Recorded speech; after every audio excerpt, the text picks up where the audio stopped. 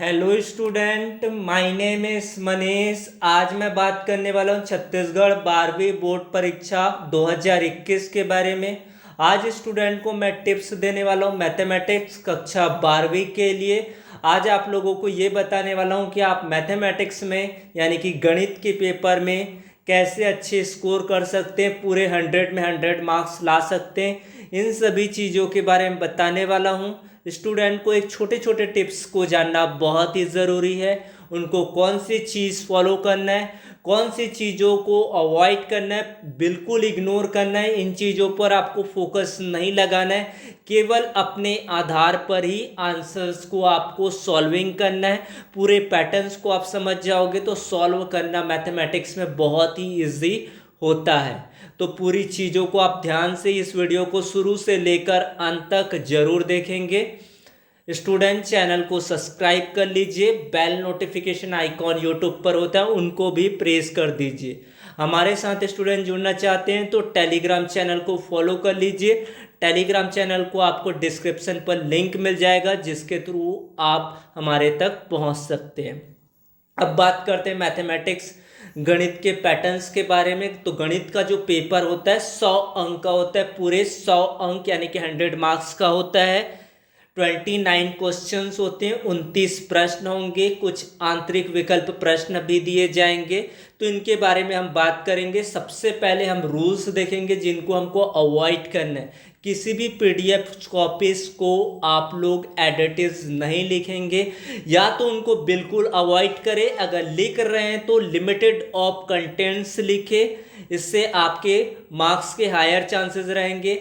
आपके जो भी क्वेश्चन पूछे जाते हैं बुक से ही क्वेश्चंस को पूछे जाते हैं। आपको 2-3 बुक्स है जहां पर इन क्वेश्चंस को पूछे जाते हैं। मैथ्स में उतनी ज़रूरत नहीं होती बुक की। आपको फॉर्मूला याद होना बहुत ही ज़रूरी होता है, फॉर्मूला इंपॉर्टेंस है।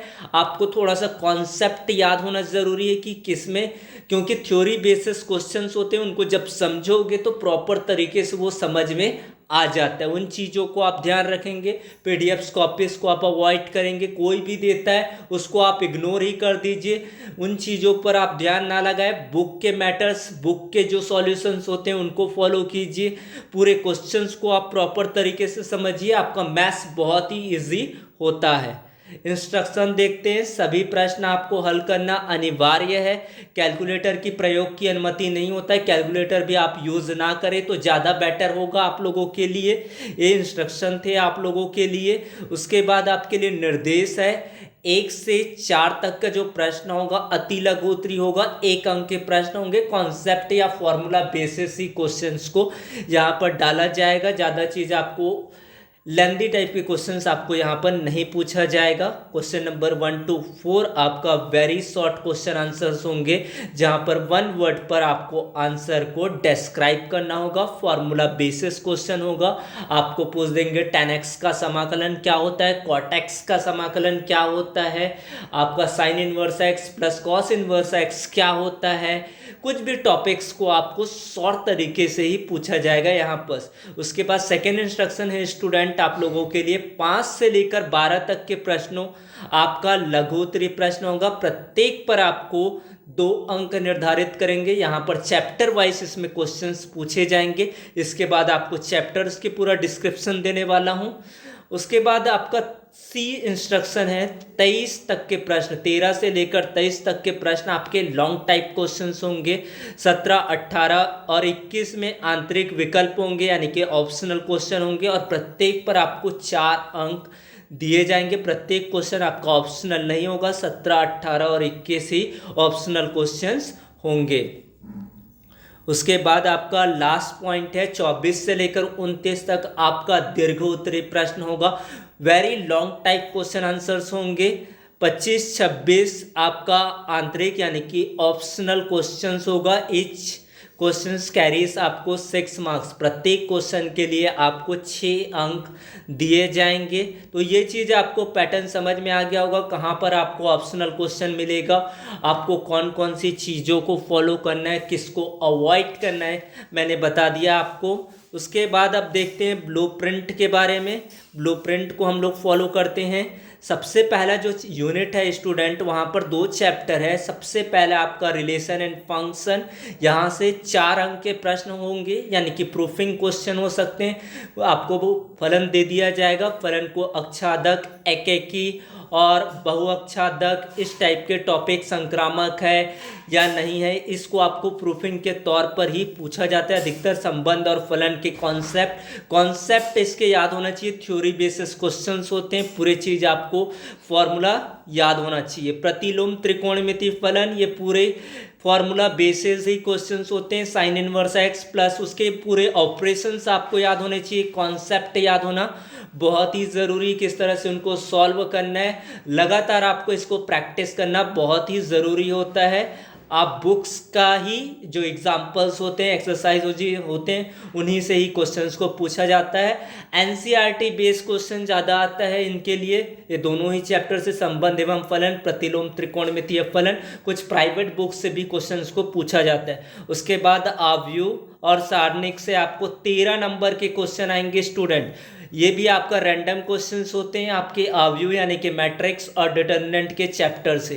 एक आपका अति लघुत्तरी क्वेश्चन होगा जहां पर आपको पंक्ति आव्यूह क्या होता है, विकर्ण आव्यूह क्या होता है, डायगोनल मैट्रिक्स क्या होते हैं, स्केलर मैट्रिक्स क्या होते हैं, इन सभी चीज़ों को ऑब्जेक्टिव बेसिस पर ही पूछे जाते हैं। एक क्वेश्चन आपके दीर्घोत्तरी क्वेश्चन होगा जहाँ पर संक्रियाएँ लगाकर आपको क्वेश्चंस को सॉल्व करने होंगे। संक्रिया बेसिस क्वेश्चंस होंगे, संक्रिया ही बेसिस क्वेश्चंस होते हैं आपके आव्यूह पर, जहां पर उनको सॉल्व करना होगा या तो प्रूफिंग के तौर पर ही क्वेश्चंस को पूछा जाता है। सारणिक के भी उसी तरीके से होते हैं, सारणिक को आपको सॉल्व करना है। सारणिक में भी वही पैटर्न्स फॉलो होते हैं, दोनों के नियम थोड़े से अलग होते हैं। आव्यूह में अलग नियम लगता है आपका, सारणिक में अलग नियम का फॉलो होता है। उसके बाद सबसे बड़ा यूनिट है आपका 3rd यूनिट, सातत्य व अवकलनीयता के क्वेश्चंस आएंगे। अवकलज के अनुप्रयोग, समाकलन के अनुप्रयोग, अवकल समीकरण, 44 अंक इसमें निर्धारित है, यानी कि इसकी मेन बॉडी ही यही चैप्टर्स है, सातत्य तथा अवकलनीयता। यहाँ पर आपको 2 नंबर के 2 प्रश्न पूछे जाएंगे और 4 अंक के यहाँ पर आपका एक क्वेश्चन होगा, 6 अंक का आपका एक प्रश्न होगा। सातत्य अवकलनीयता, यहाँ पर भी आपको थ्योरी बेसिस क्वेश्चन होते हैं, उनके कॉन्सेप्ट याद होना बहुत ही ज़रूरी होते हैं। अवकलज के अनुप्रयोग, अवकलज में जो भी अनुप्रयोग होते हैं ये भी आपका थ्योरी बेसिस ही है। उसके बाद समाकलन है, पूरे कॉन्सेप्ट और पूरे फॉर्मूला आपको अच्छे से याद होना चाहिए। उसके addition formula, subtraction formula, division में कौन सा रूल्स लगता है, इन चीज़ों के बारे में जानकारी होना बहुत ही ज़रूरी। समाकलन के अनुप्रयोग, दीर्घवृत्त का आपको घिरे क्षेत्रफल को ज्ञात करना है, एलिप्स के हो गए, इन टॉपिक्स को पूछा जाता है। अवकल समीकरण में पूरी चीज़ों को 4-5 उनके बेसिस कॉन्सेप्ट है उनको याद होना चाहिए। जब सारी चीज़ें दिया रहता है उनमें, जब ये स्वतंत्र हो तो इनको किस तरह से हल किया जाता है, इस टॉपिक्स को पूछा जाता है। उसके बाद सदिश बीजगणित, त्रिविमीय ज्यामिति से आपको 17 नंबर का क्वेश्चन होगा।